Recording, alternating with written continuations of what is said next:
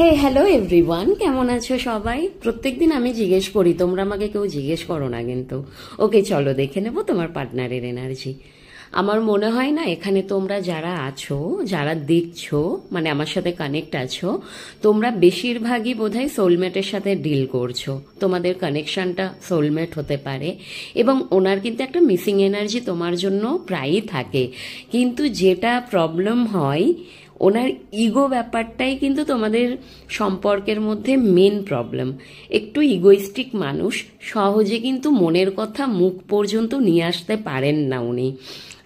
মানে ইগো ব্যাপারটা থাকলে না ভালোবাসাটা কমে যায়, আর কি কমে না বলতে পারে না। এবং তোমার সাথে কিন্তু গ্রোথ দেখেন একটা, তোমার সাথে একটা পজিটিভ এনার্জি উনি ফিল করেন। অ্যাকচুয়াল তোমার সাথে উনি থাকতে চান, তোমার সাথে গ্রোথ দেখেন, তোমাকে ছাড়তে চান না। কিন্তু এই ইগোটা মাঝে মধ্যে একটু হাবি হয়ে যায়, বুঝলে?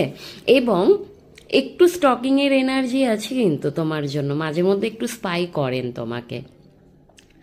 আর উনি মেবি তোমার সাথে না কাজের সূত্রে বেঁধে থাকতে চান, যেহেতু ভালোবাসে। বাবা, মানে কি বলবো, কাপস এসে যাচ্ছে বারবার, কিং অফ কাপস, কি বলবো বলো? ভালোবাসা তো আছেই, ভালোবাসা নেই সেটা তো নয়, কিন্তু ওনার বলতে প্রবলেম হয়। এবং উনি চান যে এই ভালোবাসাটা কাজের মাধ্যমে তোমার সাথে প্রকাশ করতে, এবং তোমার সাথে একটা ভালো পার্টনারশিপ দেখেন। উনি বোধহয় তোমার সাথে একটা কাজের সূত্রে বেঁধে থাকতে চান, যেখানে তোমার সাথে উনি কানেক্ট থাকতে পারবেন এবং নিজের ভালোবাসার কথাটা কাজের মাধ্যমে প্রকাশ করতে পারবেন। ডিরেক্টলি কিন্তু বলতে পারেন না উনি, ইনডিরেক্টলি বলবেন আর কি, সেটা কাজের ক্ষেত্রে। ওকে, এবং উনি জানে তুমি ওনার জন্য একদম লয়াল, মানে পার্টনার তুমি।